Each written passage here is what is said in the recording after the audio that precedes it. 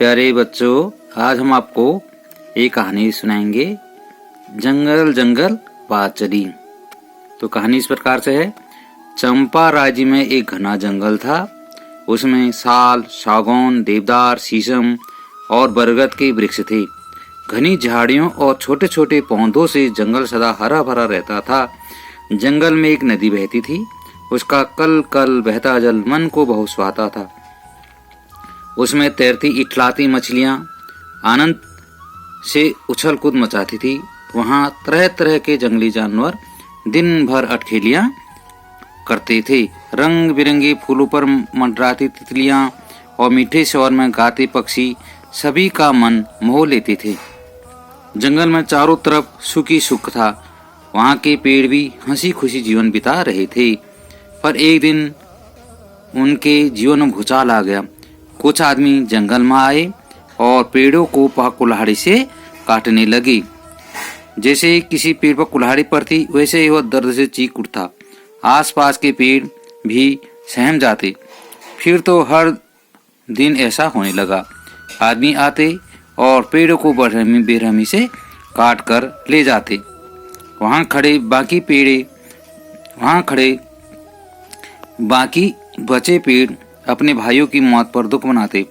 उन्हें ना खाना अच्छा लगता, ना पीना। धीरे धीरे वे कमजोर होते जा रहे थे। उनके पत्ते भी पीले पड़ने लगे थे। छोटे पेड़ ने बरगद के बूढ़े पेड़ से पूछा, दादा, क्या हमें भी ये निर्दयी एक दिन काट कर ले जाएंगे? बरगद ने अपनी जटाएं हिलाते हुए कहा, हाँ बेटा, ये लोग एक दिन हमें भी मार डालेंगे। छोटा पेड़ सोचते हुए बोला, पर दादा, मैंने तो सुना है कि पेड़ों के काटने पर सरकार ने रोक लगा दी है। बरगद ने दुखी स्वर में कहा, तू ठीक कहता है बेटा, पर ये लोग पैसा कमाने की होड़ में इतने अंधे हो चुके हैं कि कभी कभी चोरी छिपे तो कभी सरकारी कर्मचारियों की मिलीभगत से हमें काटने से जरा भी नहीं चूकते। हाँ दादा, मैंने देखा था कल वो बड़ी बड़ी मूंछों वाला लाल लाल आंखों वाला जो आदमी था, वही छांट छांट कर हमारे भाइयों को कटवा रहा था। छोटे पेड़ ने डरते हुए कहा।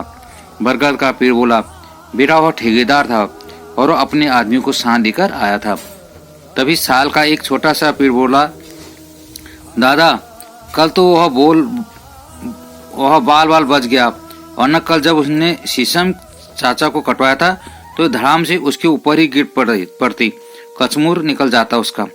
छोटे पेड़ ने तपाक से कहा, अच्छा रहता वो मर जाता, कम से कम आज तो उसके आदमी जंगल में आने की हिम्मत नहीं करते।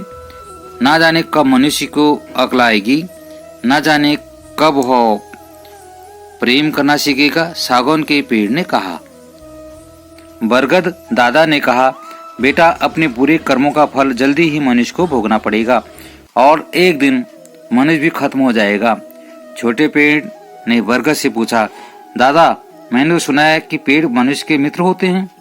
बरगद बोला, हाँ बेटा, हम मनुष्य के सच्चे मित्र हैं। हम उनसे कुछ नहीं लेते, उसके जीवन भर सिर्फ देते ही देते हैं। वह कैसे दादा?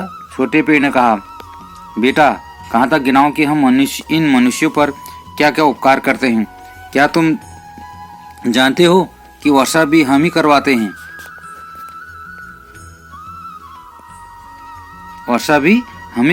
वर्षा ऋतु में तुम चारों ओर जल ही जल देखते हो और हमारे कारण ही होता है। छोटा पेड़ आश्चर्य से बोला, अच्छा दादा?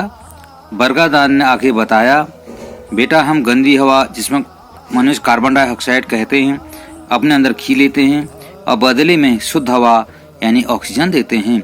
इस ऑक्सीजन को ही सांस के द्वारा लेकर मनुष्य जीवित रहता है। तभी साल का पेड़ कहने लगा, एक बात मुझे पता है दादा, वो यह कि हमारी पत्तियां सूरज की रोशनी में तरह तरह के खाद्य पदार्थ जैसे फल फूल आदि बनाती हैं। बरगद बोला, बेटा, हम मनुष्य को तरह तरह की दवाइयाँ भी देती हैं। हमारे आसपास ही अनेक जड़ी बूटियाँ पैदा होती हैं जिनसे दवाइयाँ बनती हैं। जंगलों में गोंद, रबड़ और कागज बनाने वाली लकड़ी मिलती है। छोटे पेड़ ने कहा, क्यों दादा, हम कुछ मसाले भी तो पौधे मनुष्य को देते हैं। बरगद ने कहा, हाँ बेटा, दालचीनी, तेजपात जैसे मसाले जंगलों से मिलते हैं। बेटा, जानवरों पक्षियों को घर भी हम ही देते हैं। हमसे ये धरती सुंदर है, हमारे बिना मनुष्य जीवित नहीं रह सकता। साल का पेड़ बोला, तो फिर दादा मनुष्य को समझ में यह बात क्यों नहीं आती कि वह हमें मारे नहीं, हमारी रक्षा करे। बरगद के पेड़ ने शांत स्वर में कहा, अब यह बात कुछ मनुष्य की समझ में आने लगी है। उन्हें पता चल गया है कि जंगलों को काटने से वर्षा कम होने लगी है, पर्यावरण गंदा होने लगा है, पशु पक्षियों के जीवन के लिए खतरा खड़ा हो गया है। पर जब तक वह बात सबकी समझ में आएगी तब तक ना तो हमारी हत्या रुकेगी और ना ही मनुष्य का कल्याण होगा। अब मनुष्य को समझना ही होगा कि जंगल, पशु पक्षी, नदी, पहाड़ सभी उसके जीवन से जुड़े हैं। इनकी हानि उसके लिए खतरे की घंटी है। इस हानि से उसका भी सर्वनाश हो सकता है।